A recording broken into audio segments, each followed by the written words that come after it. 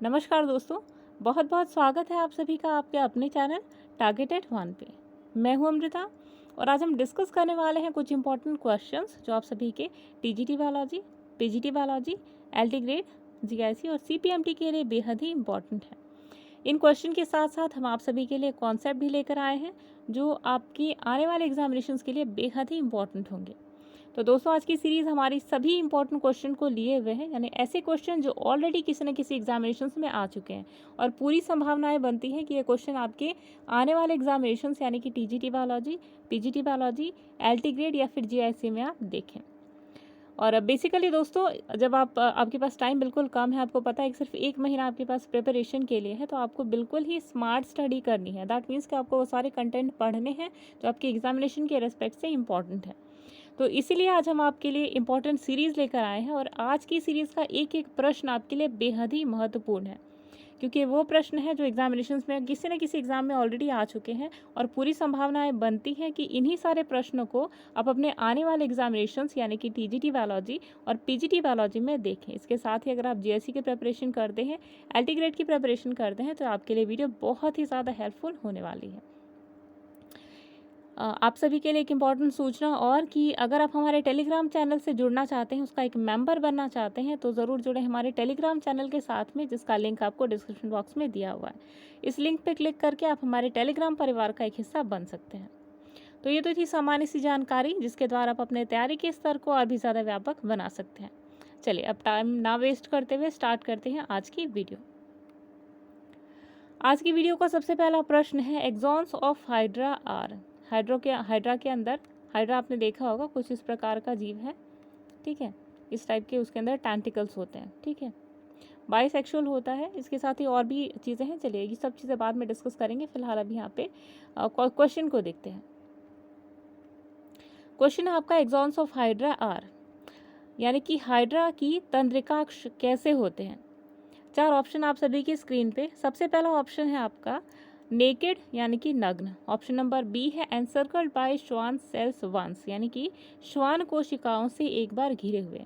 Option number B है encircled by Schwann cells twice, यानी कि श्वान कोशिकाओं से 2 बार घिरे हुए। ऑप्शन नंबर 4 है आपका encircled by Schwann cells several times, यानी कि श्वान कोशिकाओं के द्वारा 2-3 बार घिरे हुए या अनेकों बार घिरे हुए, ठीक है। तो हाइड्रा के रेस्पेक्ट में आपसे क्वेश्चन पूछा जा रहा है गाइस।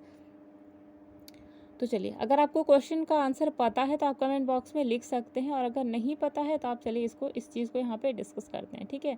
आपसे पूछा जा रहा है एक्सॉन्स ऑफ हाइड्रा के बारे में। तो दोस्तों, एक चीज़ ध्यान दीजिएगा कि हाइड्रा जो होता है, हाइड्रा कैसा है, हाइड्रा का जो तंत्रिकाक्ष है, यानी कि जो उसका एक्सॉन्स होते हैं, ये नेकेड होते हैं। ये नेकेड मतलब क्या, कि नग्न होते हैं, ठीक है। सबसे पहली चीज़, यानी कि क्वेश्चन के अकॉर्डिंग जो आपका करेक्ट आंसर है वो क्या है, ऑप्शन नंबर 1, यानी कि नेकेड। इसके अलावा हाइड्रा में अनुलंब पेशी के स्तर के ठीक बाहर की ओर एक एपिडर्मिस की गहराई में एक नॉन पोलराइज्ड तंत्रिका, यानी कि अध्रुवीय तंत्रिका की कोशिकाएं एवं इनके न्यूट्राइट्स का बना हुआ एक तंत्रिका जाल पाया जाता है, यानी कि आपका ये नर्व है, ठीक है। तो नर्व, क्योंकि इसके यहाँ पे स्वान सेल्स जो होती हैं ये नहीं पाई जाती, इसलिए क्या होता है, नग्न, यानी कि नेकेड होता है, ठीक है। दूसरी चीज़ कि इसके ठीक बाहर एपिडर्मिस, ये जो देखिए एपिडर्मिस की, ये एपिडर्मिस है, एपिडर्मिस की थोड़ी सी गहराई के अंदर अध्रुवीय यानी कि नॉन पोलराइज्ड सेल्स पाई जाती हैं कुछ यहाँ पर, ठीक है। और इन्हें क्या कहा जाता है, इन्हें नर्व नेट कहा जाता है। और इसी प्रकार वर्तुल पेशी के ठीक भीतर की ओर एक अनेक यानी कई सारे लेयर में आपको नॉन पोलराइज्ड यानी कि अध्रुवीय तंत्रिका कोशिका पाई जाती है।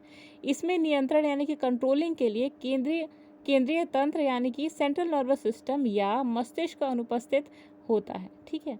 यानी कि इनमें ब्रेन नहीं पाया जाता और इसके साथ ही सेंट्रल नर्वस सिस्टम नहीं पाया जाता। तो 2 इंपॉर्टेंट क्वेश्चन आपने यहाँ से सीखे। अगर आपसे पूछा जाता है कि क्या हाइड्रा के अंदर CNS पाया जाता है, यानी कि सेंट्रल नर्वस सिस्टम, तो आपका आंसर होगा नो। ब्रेन पाया जाता है, नहीं पाया जाता। तो फिर कौन कंट्रोल करता है इनकी बॉडी के इंपॉर्टेंट मूवमेंट को, तो वो कंट्रोल करती है नर्व सेल्स, ठीक है। अगला क्वेश्चन देखिए, अगला क्वेश्चन है regeneration of hydra occurs by, यानी कि हाइड्रा के अंदर जो रीजेनरेशन है वो किस प्रकार होता है। ठीक है, चारों ऑप्शन आप सभी की स्क्रीन पे। सबसे पहला ऑप्शन है देखिए, यानी कि देखिए हिंदी में प्रश्न कैसा है, हिंदी में प्रश्न आपका हाइड्रा में पुनर्जनन होता है। ठीक है, रीजेनरेशन मतलब पुनर्जनन। गाइस ये जो हम दो लैंग्वेजेस यूज़ कर रहे हैं, बायलिंगुअल मोड यूज़ कर रहे हैं, आप सभी के लिए कैसा है और क्या आपको ये इस बार का सेशन यानी कि हिंदी और इंग्लिश दोनों जो स्टूडेंट्स हैं जिनका बैकग्राउंड हिंदी का रहा है उनके लिए भी और जिनका बैकग्राउंड इंग्लिश का रहा है उनके लिए भी इक्वली अंडरस्टैंडेबल हो, वो समझ पाए कॉन्सेप्ट को, इसलिए हम अपने कॉन्सेप्ट को डबल लैंग्वेज में आप सभी को डिलीवर कर रहे हैं। बायलिंगुअल सेशन है, आप एंजॉय कर रहे हैं या नहीं। अगर आपको सेशन अच्छा लग रहा है तो प्लीज़ एक लाइक ज़रूर दीजिएगा और कमेंट में येस करके ज़रूर बताइएगा हमें। ठीक है, चलिए ऑप्शंस को देखते हैं। तो पहला ऑप्शन है एपीमॉर्फोसिस, जिसे अभिरूपांतरण कहते हैं। ऑप्शन नंबर बी है मॉर्फोजेनेसिस, जिसे संरचना विकास कहा जाता है। ऑप्शन नंबर सी है मॉर्फोलैक्सिस, यानी कि इसे मॉर्फोलैक्सिस कहा जाता है। और ऑप्शन नंबर डी है एम्फीमॉर्फोसिस एंड मॉर्फोजेनेसिस, यानी कि अभिरूपांतरण व संरचना विकास दोनों में। ठीक है, तो दोस्तों क्वेश्चन के अकॉर्डिंग जो आपका करेक्ट आंसर बनता है वो है ऑप्शन नंबर सी, यानी कि मॉर्फोलैक्सिस। ठीक, अब ध्यान दीजिए, हाइड्रा में जो पुनर्जनन होता है वो मॉर्फोलैक्सिस के द्वारा होता है, ये तो अभी हमने बात की। ठीक है, क्वेश्चन के माध्यम से। अगला चीज़ देखिए, हाइड्रा में पुनरुद्भवन यानी कि जो रीजनरेशन की जो पावर होती है, इसकी हाईएस्ट टेंडेंसी देखी जाती है हाइड्रा के अंदर। ठीक है, यानी कि अपने उसके किसी भी अंग को अगर क्षति पहुंचती है तो तुरंत उसके अंदर वो जो अंग जो उसकी बॉडी से हट के निकल गया है या जहाँ पे इंजरी हुई है उससे दोबारा वो रीजनरेट कर पाता है। ठीक है, शरीर में घायल या टूटे भाग शीघ्र वापस बन जाते हैं और यदि शरीर में कई टुकड़ों में कटा हुआ घाव बन जाए तो ऐसा प्रत्येक टुकड़ा अपने दोनों कोशिका स्तर पर उपस्थित हो जाते हैं और पुनरुद्भवन यानी कि रीजेनरेशन की जो है वो कैपेबिलिटी के कारण ये दोबारा से अपने आप को हाइड्रा बना लेते हैं। ठीक है, यानी मान लीजिए कि आपका हाइड्रा है, ठीक, और इसके किसी टेंटिकल्स में मान लीजिए इंजरी हो गई यहाँ पर, ठीक, तो इसके अंदर इसकी हाई कैपेबिलिटी ऑफ रीजेनरेशन के कारण इसका जो पार्ट जो किसी कारणवश क्षतिग्रस्त हो गया था, टूट गया था या अलग हो गया था, वो मॉर्फोजेनेसिस के कारण दोबारा से इसके बॉडी के अंदर रीजेनरेट कर जाता है। ठीक है, तो very important question for your TGT and PGT examinations. अगर आप जीआईसी के प्रिपरेशन करने वाले स्टूडेंट हैं तो आज का सेशन आप सभी के लिए बेहद ही इंपॉर्टेंट होने वाला है। चलिए अगला क्वेश्चन देखिए, वेरी इंपॉर्टेंट क्वेश्चन देखिए, इसी टाइप के क्वेश्चन आपको आपके टीजीटी एग्जामिनेशंस में देखने को मिलेंगे। अगला प्रश्न क्या है हमारा, hydra can digest all types of food except, यानी कि हाइड्रा सभी प्रकार के खाद्य पचा सकता है लेकिन एक खाद्य पदार्थ है जिसे पचा नहीं सकता, तो कौन सा है वो, ये आपको बताना है। पहला ऑप्शन है आपका फैट यानी कि वसा। ऑप्शन नंबर बी है आपका स्टार्च यानी कि स्टार्च। ऑप्शन नंबर सी है शर्करा यानी कि शुगर। और ऑप्शन नंबर डी है प्रोटीन्स। ठीक है, अभी हमने हाइड्रा के बारे में काफ़ी सारी चीज़ें सीखी हैं। देखिए अब हमें ये बात करनी है कि हाइड्रा कौन सी ऐसी चीज़ है जिसे डाइजेस्ट वो नहीं कर पाता। ठीक है, तो देखिए क्वेश्चन के अकॉर्डिंग जो आपका करेक्ट आंसर है ये है ऑप्शन नंबर बी यानी कि स्टार्च। हाइड्रा कौन सी चीज़ को डाइजेस्ट नहीं कर पाता, कौन सी चीज़ को पचा नहीं सकता, तो वह है स्टार्च। स्टार्च मतलब स्टार्च आपको पता होगा कि कई बार जो कपड़े हैं उनको सख्त करने के लिए स्टार्च का प्रयोग किया जाता है। ठीक है, इसके अलावा जो सभी खाद्य पदार्थ है जिनमें प्रोटीन वसा आता है, ठीक है, ये सभी चीज़ें वो पचा सकता है, लेकिन क्या नहीं पचा सकता, केवल और केवल स्टार्च। चलिए अगले प्रश्न पे आते हैं। अगला प्रश्न है which of the following animal has a nervous system but no brain, यानी कि निम्न में से किस जंतु में तंत्रिका तंत्र पाया जाता है। तो चार ऑप्शन आप सभी के स्क्रीन पे। सबसे पहला ऑप्शन है अमीबा, ऑप्शन नंबर बी है हाइड्रा, ऑप्शन नंबर सी है कॉकरोच यानी कि तिलचट्टा, और ऑप्शन नंबर डी है अर्थवर्म। ठीक है, तो यहाँ पे जो आपका करेक्ट आंसर निकल कर आता है ये है ऑप्शन नंबर बी यानी कि हाइड्रा। ठीक है, हाइड्रा के अंदर अभी हमने बात की कि यहाँ पे सीएनएस नहीं पाया जाता, यानी कि central nervous system completely absent होता है, प्लस ब्रेन भी इनमें प्रेजेंट नहीं होता। ठीक है, तो ब्रेन प्रेजेंट नहीं है, सीएनएस प्रेजेंट नहीं है, केवल और केवल क्या है, नर्वस सिस्टम है। ठीक है, और नर्वस सिस्टम इनकी पूरी बॉडी के मूवमेंट को कंट्रोल करता है, एंड दैट इज़ वाई देखिए हाइड्रा का जो तंत्रिका तंत्र है इसमें सभी कुछ इंपॉर्टेंट नर्व सेल्स हैं। ठीक है, लेकिन क्या नहीं है, ब्रेन नहीं है। और हाइड्रा में बहुत ही अल्प अल्पकालीन विकसित जो तंत्रिका तंत्र है वो पाया जाता है, यानी कि बहुत ही जल्दी अपनी बॉडी को रीजनरेट करने के कारण जो नर्वस सेल्स है, नर्व सेल्स है, वो अपने आप को दोबारा से बना लेती हैं। ठीक है, तो ये था आपका इंपॉर्टेंट एस्पेक्ट इस क्वेश्चन का। चलिए अगला क्वेश्चन देखिए। अगला क्वेश्चन देखिए, hypnotoxin is a poisonous substance produced by, यानी कि हिप्नोटॉक्सिन क्या है, एक विषैला पदार्थ है। ठीक है, जो हिप्नोटॉक्सिन नामक एक विषैला पदार्थ है, ये किस में पाया जाता है? 4 ऑप्शन आप सभी की स्क्रीन पे। सबसे पहला ऑप्शन है पैरासाइटिक प्रोटोजोआ, यानी कि परजीवी प्रोटोजोआ में। ऑप्शन नंबर बी है स्पॉन्जिस, यानी कि स्पंज में। ऑप्शन नंबर सी है एस्कैरिस, यानी कि एस्कैरिस में। और ऑप्शन नंबर डी है निमेटोसिस्ट, यानी कि दंश कोशिका में। ठीक है, तो क्वेश्चन के अकॉर्डिंग जो आपका करेक्ट आंसर है ये है ऑप्शन नंबर डी, यानी कि निमेटोसिस्ट में। ठीक है, निमेटोसिस्ट किस में पाए जाते हैं? तो निमेटोसिस्ट जो होते हैं गाइस, वो एक इम्पॉर्टेंट हिस्सा ये एक इम्पॉर्टेंट हिस्सा होते हैं जहाँ पर आपने देखिए कई बार आपने सेल्स का नाम सुना होगा, जैसे कोएनोसाइट्स होते हैं, निमेटोसिस्ट होते हैं। तो ये आपके लिए इम्पॉर्टेंट है जानना कि कौन सी सेल किसके अंदर पाई जाती है। ठीक है, अब देखिए हमने हिप्नोटॉक्सिन की बात करी, तो हिप्नोटॉक्सिन क्या होता है? असल में हिप्नोटॉक्सिन हाइड्रा की दंश कोशिका से निकलने वाला एक विषैला पदार्थ होता है। ठीक है, कहाँ से निकलता है? हाइड्रा से। ये इतना जहरीला होता है कि जो प्रोटीन और फिनाइल्स का मिश्रण होता है उसके द्वारा बना हुआ होता है। ठीक है, और दंशिका यानी कि जहाँ से निकलता है उसकी संरचना एक बहुत ही जटिल अंडाकार थैलेनुमा अंगक पाया जाता है, जिसे कैप्सूल कहते हैं। ठीक है, अच्छा एक चीज़ और आपको ध्यान देनी है कि जितने भी निडारियंस होते हैं, निडारियंस मतलब जिसमें हाइड्रा बिलोंग करता है, जिसको उस संघ को, ठीक है, तो उसमें लगभग 30 प्रकार की दंशिका वाली दंश कोशिकाएं होती हैं। ठीक है, यानी कि यहाँ पे कितने निमेटोसिस्ट पाई जाती हैं? 30 प्रकार की। ठीक है, जिनमें सबसे पहला होता है, देखिए अगर आप जीआईसी के स्टूडेंट हैं तो आपके लिए बेहद ही इंपॉर्टेंट है। सबसे पहला सेल का क्या नाम है? स्टोनोस्टील्स। ठीक है, या आप उसे पेनिट्रेट्स भी कहते हैं। दूसरा है आपका होलोट्राइकस, तो तीसरा है आपका एट्राइकस, और लास्ट है आपका डेस्मोनिम्स। ठीक, तो ये 4 प्रकार की सेल्स पाई जाती हैं जो कि हाइड्रा में मिलती हैं। ठीक, तो इम्पॉर्टेंट एस्पेक्ट था आपके क्वेश्चन का। हर एक क्वेश्चन को और कॉन्सेप्ट को एकदम आसानी से समझते चले जाइए, बहुत ही ध्यान से। और जो आपको एक्स्ट्रा फैक्ट बताया जा रहा है वो पेन से या पेंसिल से साइड में लिखते चले, क्योंकि ये बहुत ही इंपॉर्टेंट कॉन्सेप्ट है जो आपको कहीं पे भी नहीं मिलेंगे ईजिली। ठीक है, अगला प्रश्न है, देखिए हाइड्रा के निमेटोसिस्ट में पाया जाने वाला विषैला पदार्थ कौन सा है? यानी कि poisonous substances found in nematocyst of hydra is. 4 option आप सभी की स्क्रीन पे। सबसे पहला ऑप्शन है हिप्नोटॉक्सिन, ऑप्शन नंबर बी है हिमैटिन, ऑप्शन नंबर सी है हेपारिन, और ऑप्शन नंबर डी है थ्रोम्बिन। तो यहाँ पे क्वेश्चन के अकॉर्डिंग जो आपका करेक्ट आंसर निकल कर आता है ये है आपका ऑप्शन नंबर ए, यानी कि हिप्नोटॉक्सिन। ठीक है, हिप्नोटॉक्सिन क्या होता है? ये आपकी सीधे आपकी नर्वस सेल पे अटैक करता है और जिससे इंसान को थोड़ी देर के लिए सुन्न उनकी बॉडी हो जाती है। ठीक है, तो ये निमेटोसिस्ट सेल्स जो होती हैं वो हाइड्रा के अंदर पाई जाती हैं। हाइड्रा क्या रिलीज करता है? Toxic substance hypnotoxin. किसका बना होता है? प्रोटीन और स्टार्च का। ठीक है, अगला क्वेश्चन देखिए, which cell in hydra is called embryonic reserve. आपको बताना है कि दिए गए ऑप्शंस में से ऐसी कौन सी कोशिका है, ऐसा कौन सा सेल है जिसे कि आप एम्ब्रियोनिक रिजर्व कहेंगे। ठीक है, पहला ऑप्शन है देखिए एपिथेलियो मस्कुलर सेल्स, यानी कि उपकला पेशी कोशिका।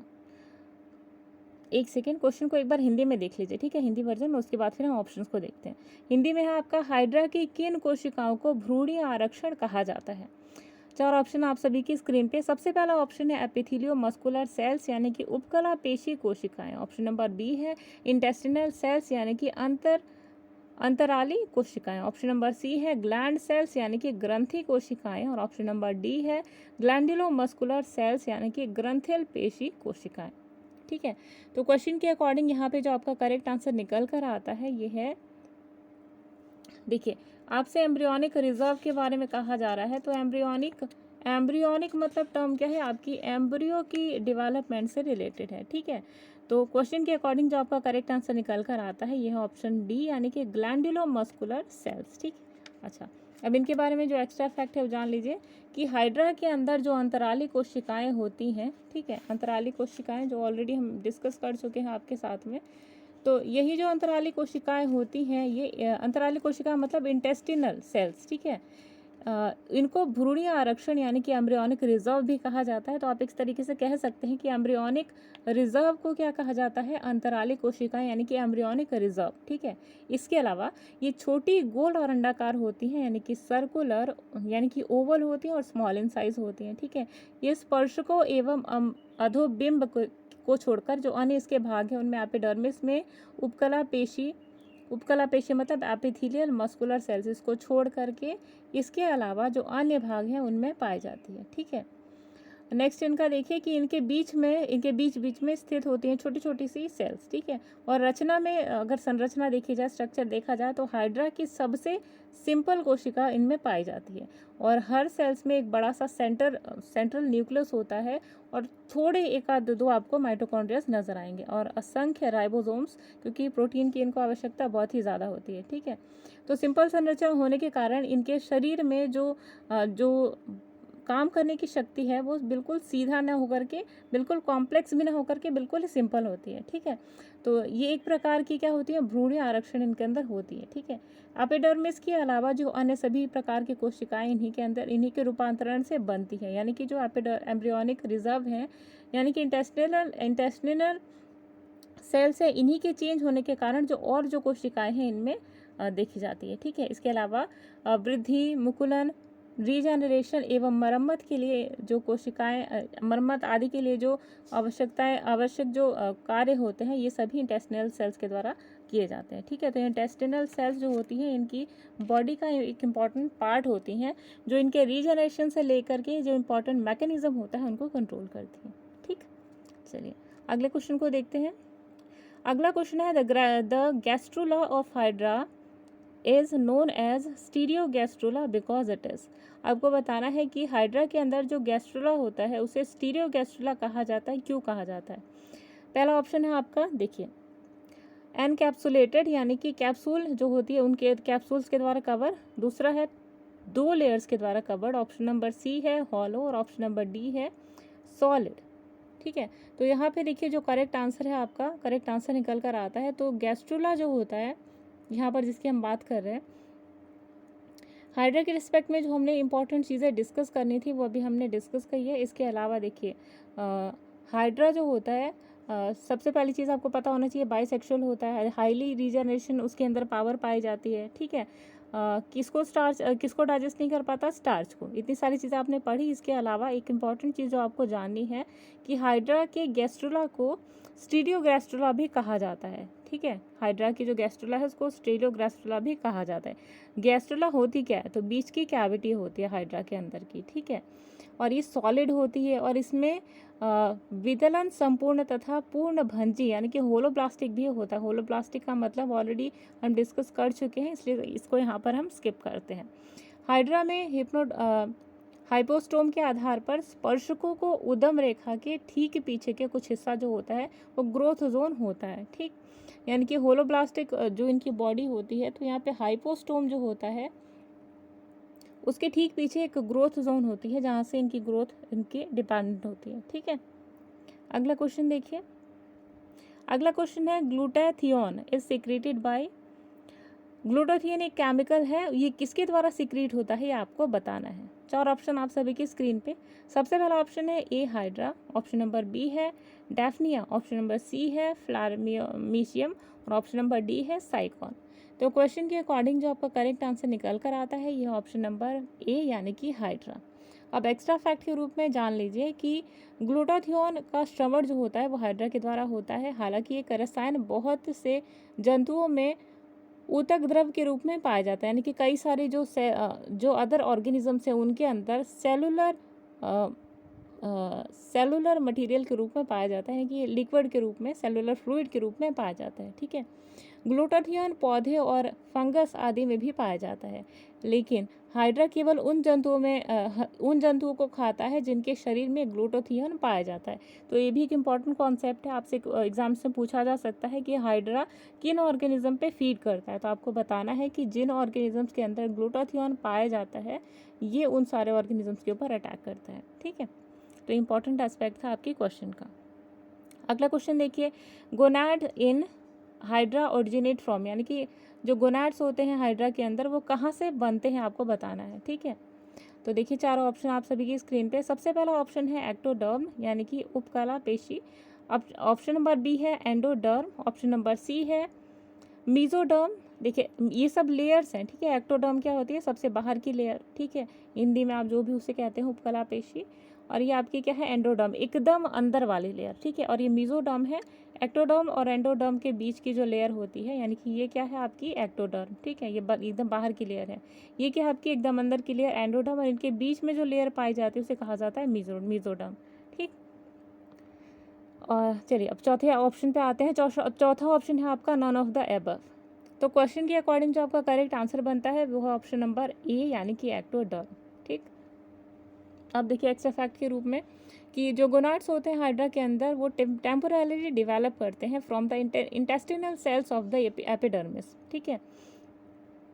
इंटेस्टिनल सेल जिनके बारे में अभी हमने डिस्कस किया था, ऑलरेडी अभी डिस्कस किया हमने बिल्कुल अभी, ठीक है। तो इंटेस्टिनल सेल्स जो होती हैं वो एम्ब्रियोनिक रिजर्व के रूप में जानी जाती है, और यही एम्ब्रियोनिक रिजर्व सेल जो होती हैं आगे चल के गोनाड्स के डेवलपमेंट में हेल्प करती हैं, ठीक है।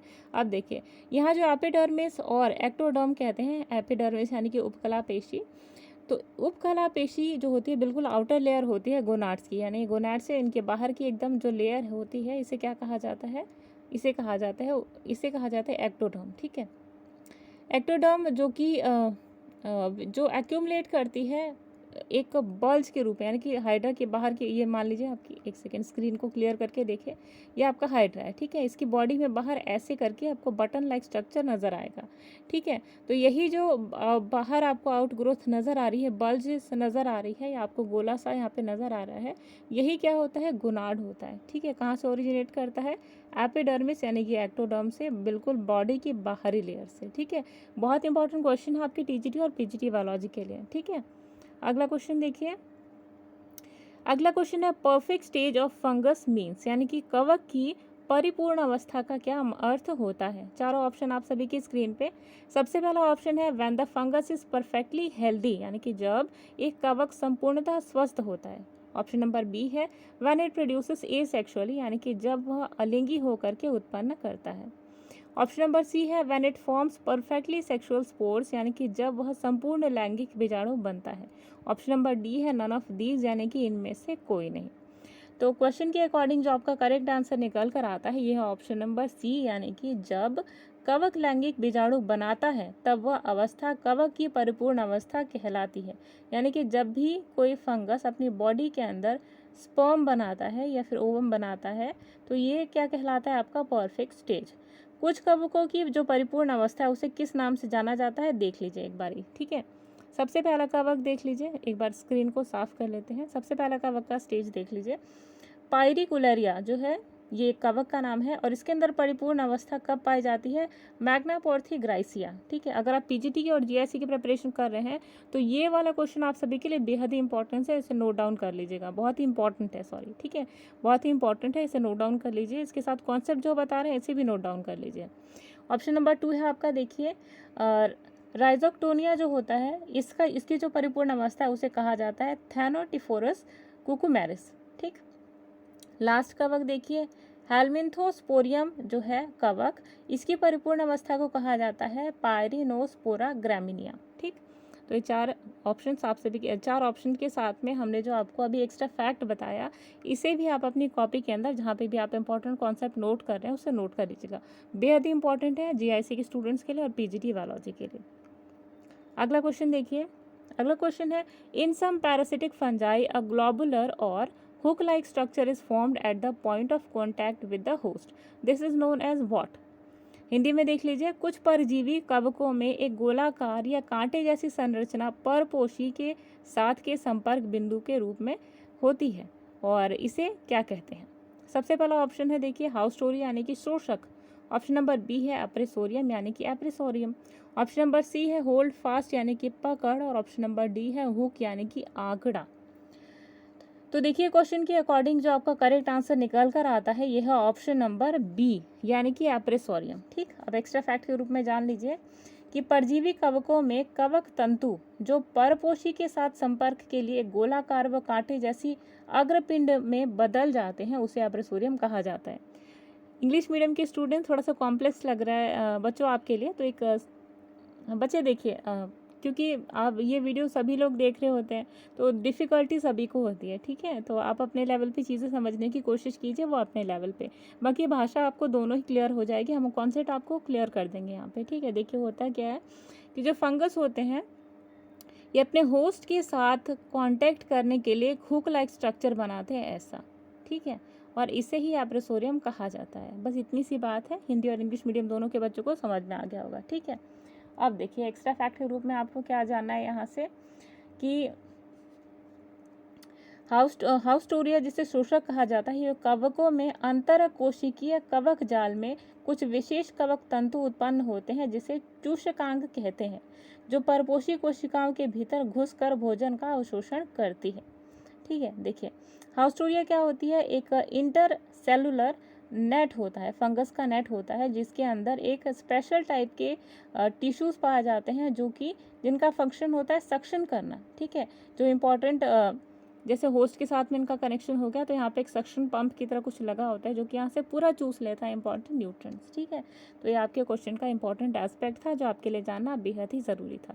इस टाइप के क्वेश्चन आप अपने पीजीटी बायोलॉजी में देख सकते हैं, ठीक है। अगला क्वेश्चन देखिए, fungi differ from algae in having, यानी कि फंजाई एल्गी से किस तरीके से भिन्न है ये आपको बताना है। चारों ऑप्शन आप सभी की स्क्रीन पे। सबसे पहला ऑप्शन है ए क्लोरोफिल, यानी कि क्लोरोफिल के कारण। ऑप्शन नंबर बी है स्टार्च एज रिजर्व फूड, यानी कि रिजर्व आहार के रूप में स्टार्च। ऑप्शन नंबर सी है cell wall made up of cellulose, यानी कि कोशिका भित्ति सेलुलोज से बनी हुई। और ऑप्शन नंबर डी है cell wall made up of chitin and cellulose, यानी कि कोशिका भित्ति काइटिन और सेलुलोज के द्वारा बनी हुई होती है, ठीक है।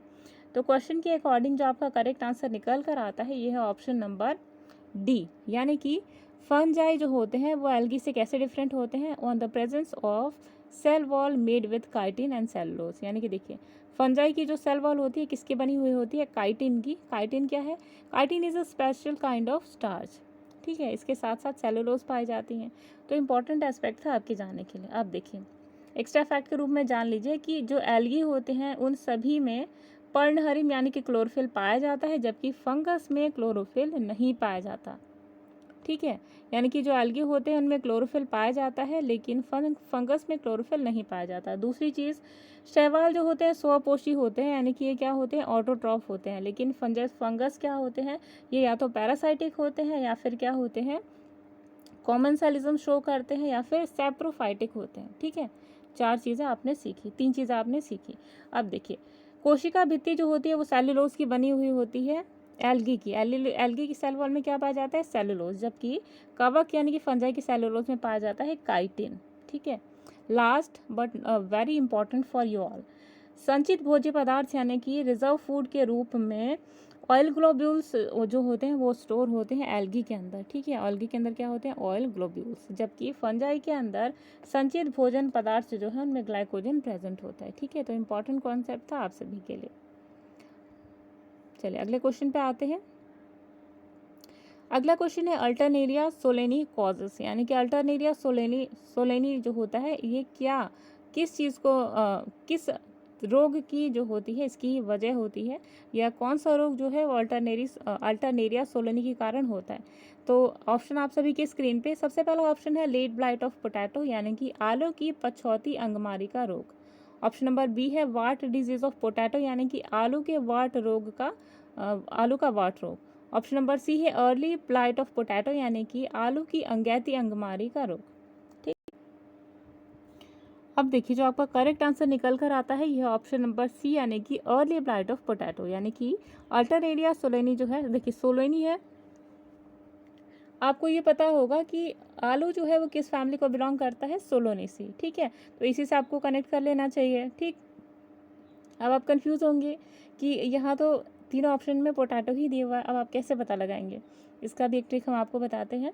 पहले एक्स्ट्रा फैक्ट जो है उसको जान लीजिए कि आलू की अंगैती अंगमारी रोग, यानी जिसे अर्ली ब्लाइट ऑफ पोटैटो कहा जाता है, ये अल्टरनेरिया सोलेनाई के कारण होता है, जो कि एक फंगस होता है, ठीक है। ये क्या है आपका, अल्टरनेरिया एक प्रकार का फंगस है। अब देखिए आलू का जो वाट रोग है उसे सिनकाइट्रिक या एंडोबाइटिकम नामक जो कवक है उसके कारण होता है। यानी कि बेसिकली जो पोटैटो के ज़्यादातर डिजीज़ होते हैं वो किसके कारण होते हैं? फंगस के कारण।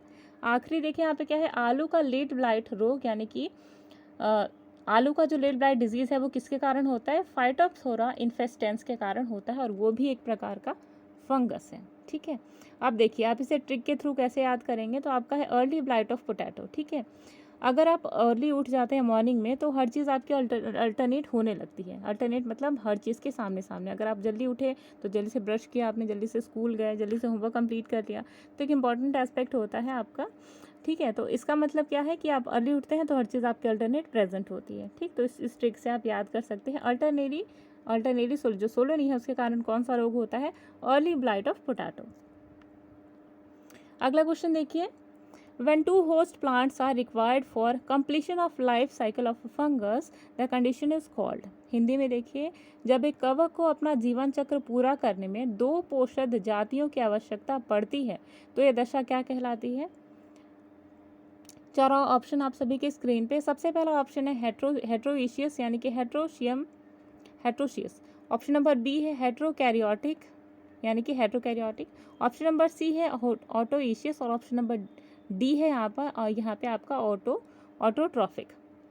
तो क्वेश्चन के अकॉर्डिंग जो आपका करेक्ट आंसर निकल कर आता है, यानी कि जब देखिए क्वेश्चन को ध्यान से अगर आप समझ जाते हैं तो आपका क्वेश्चन वहीं पे इजीली सॉल्व हो जाता है। ठीक है, तो ऑप्शन नंबर ए आपका जो ऑप्शन नंबर ए है आपका वो है आपका करेक्ट आंसर, यानी कि हेट्रोएशियस। यानी कि जब एक कवक को अपना जीवन चक्र पूरा करने में दो पोषक जातियों की आवश्यकता होती है तो ये आपका क्या कहलाता है? ये कंडीशन आपकी कहलाएगी हेट्रोएशियस कंडीशन। और ये आपको कहाँ दिखाई देती है?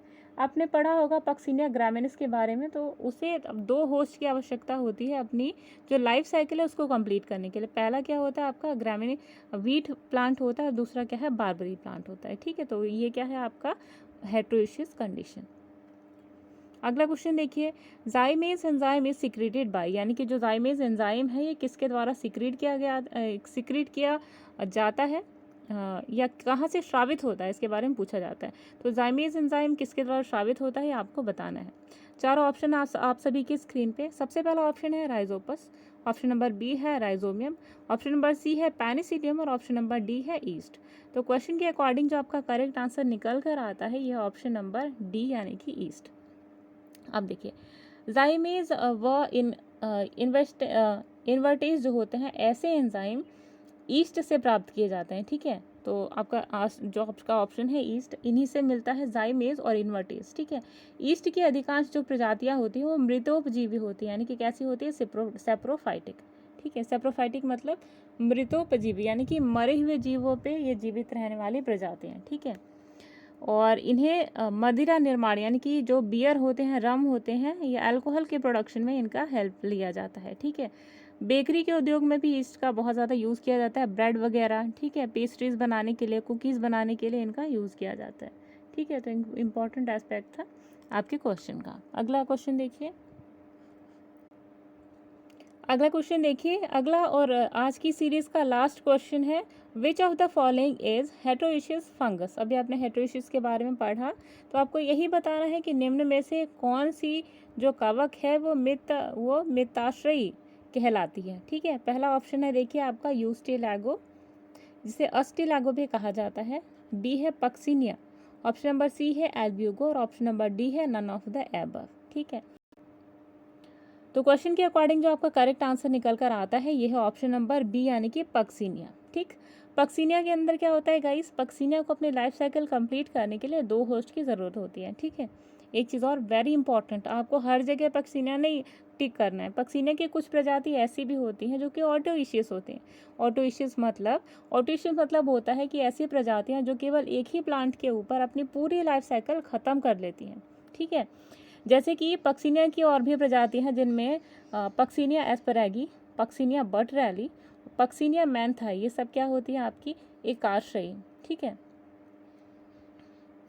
जबकि कुछ ऐसी प्रजातियां होती है जैसे पक्सिनिया ग्रामिनिस, पक्सिनिया कोरोनेटा, ये सभी क्या होती है? हेट्रोइशियस, यानी कि दो होस्ट की आवश्यकता होती है इन्हें अपनी लाइफ साइकिल कंप्लीट करने के लिए।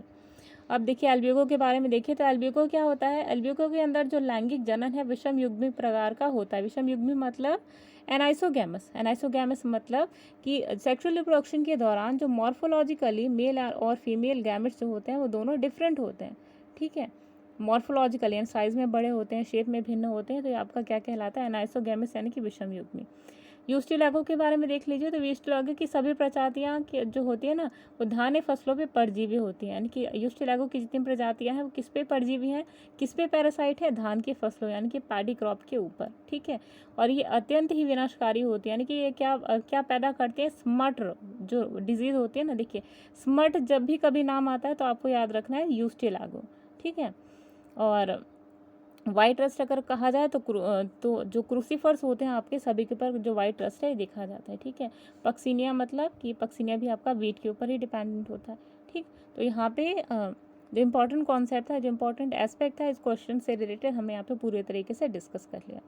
अब दोस्तों आज की सीरीज़ अगर आपको पसंद आती है तो प्लीज़ एक लाइक ज़रूर दीजिएगा, और अगर आपको इम्पॉर्टेंट लगे तो अपने फ्रेंड्स के साथ भी आज के सेशन को शेयर कर दीजिएगा। उम्मीद है कि आज का सेशन आप सभी को बहुत ज़्यादा पसंद आया है। तो मिलते हैं नेक्स्ट सेशन में जो और भी ज़्यादा आप सभी के लिए हेल्पफुल होने वाला है। तब तक के लिए अमृता को दीजिए इजाज़त, मिलते हैं नेक्स्ट वीडियो में जो कि और भी ज़्यादा रोमांचक होने वाली है आप सभी के लिए। तब तक के लिए हमें दीजिए इजाज़त, मिलते हैं नेक्स्ट वीडियो में। बाय बाय, नमस्कार।